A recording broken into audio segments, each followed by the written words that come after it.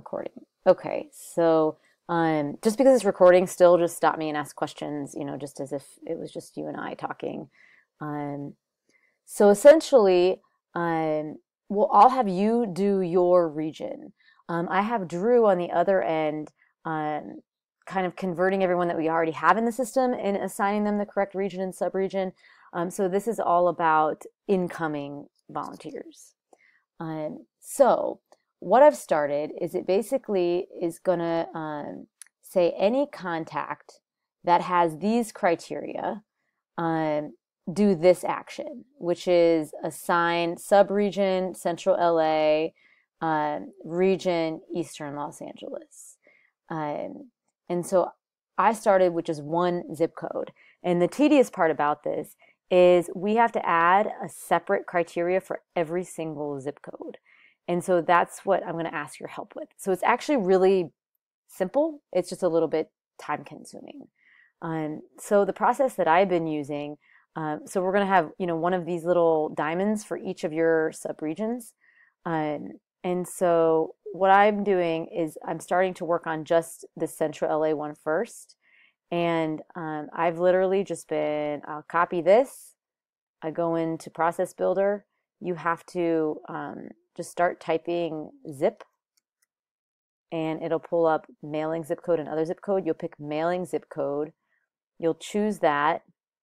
You'll change the criteria to starts with because some zip codes have that like additional 5-digit thing at the end. And then you go to add row and go to the next one and just keep doing this. So this is the type of task that for me, like I would go crazy if I just did this like all in one sitting. You would start to get all kinds of like backaches and stuff like that. So I've been doing one sub region and then I take a break and then I, do something else. And then later in the day, I'll come back and do the next sub region and then take a break and do something else. Um, and that's pretty much it.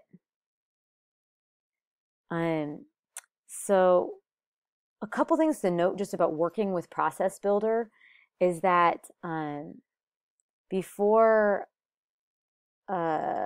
before leaving, oopsie, oh, which I just did, um, you'll have to pick. Wait, let me go back into the diamond. Save down here, and that'll save your most recent updates, and then you'll select Activate and it'll show you this message. It'll say activating this process automatically deactivates any other active version. The deactive version will be available in your version history and just confirm that. This is basically its way of saving the newer version. So that is what I'll tell you. And then when you finish this first subregion of, right now it's named, we might be kind of renaming these, but for now it's named Central LA. And when you get to East LA, you'll need to add a new criteria here.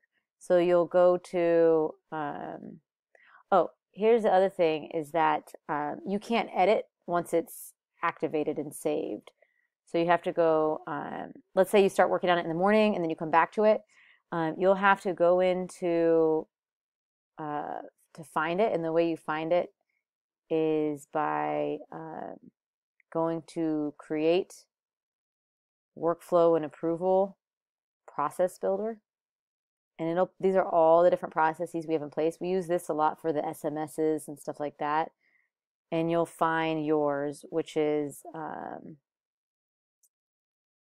think it's this one.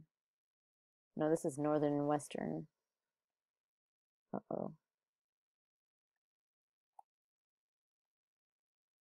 Oh, there's another page. No, that's not it.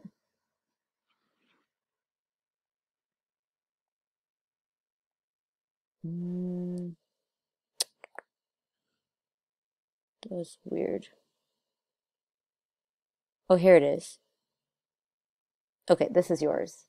I thought they were in alphabetical order.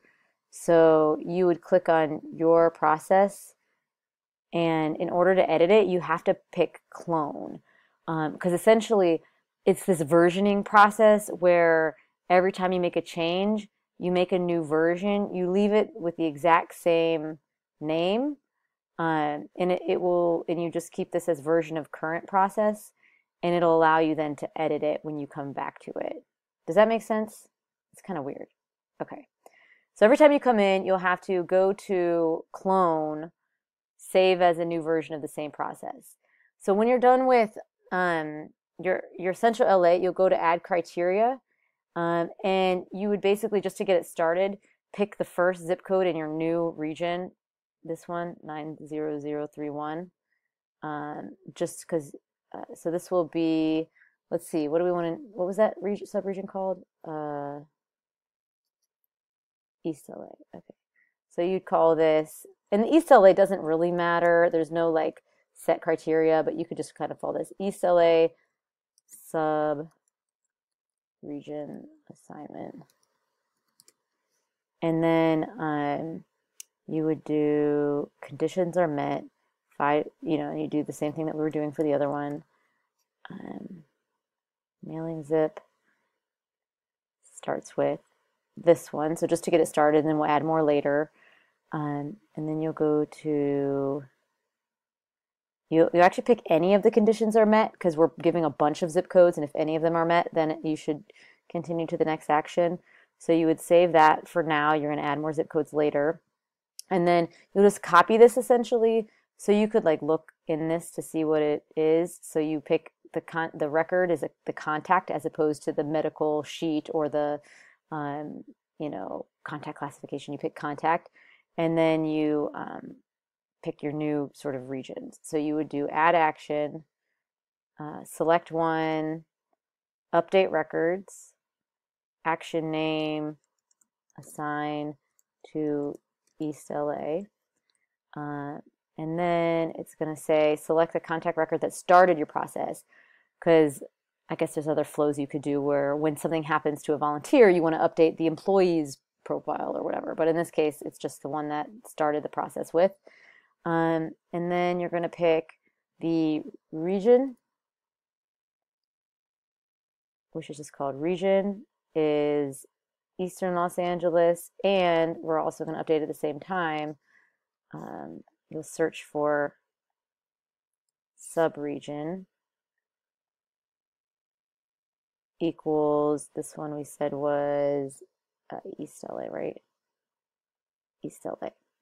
And then you'd save that, and then you would go back to this diamond, which is the place where you're going to add a whole bunch of rows for all your zip codes. And that's it. What questions come up?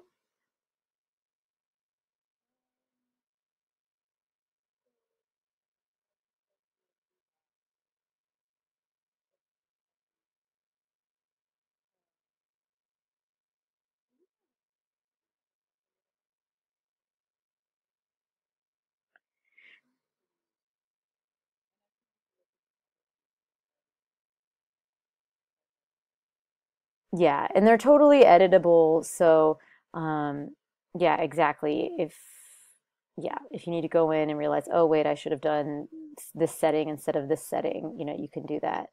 Um, and yeah, that's all we need to do. I'm working on Lizzie's region. You'll do your region, and then, depending on if you still have availability and how you're feeling after you do your own region, then potentially you could help me with either Melissa's or Eric's. Melissa's is going to be pretty easy because her hers uses cities, all cities instead of zip codes, because of just the way the Bay Area is. So hers should be quicker. But this would be a huge help for me. And once we have this in place, it's going to make reporting so much easier. The plan is, I don't know, you probably haven't known. I'm going to stop recording this because this is all about this, and then I want to show you something else. Is that cool? Any other questions on this specifically that we would want to get in the recording?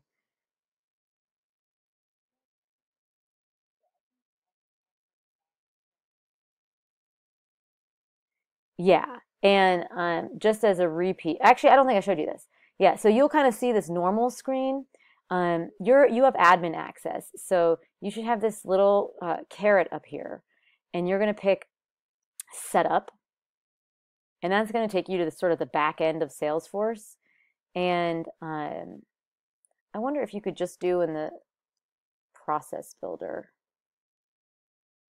Yeah, so if you just type process builder, it'll give you the option of process builder here, which will then take you to that page that we were on.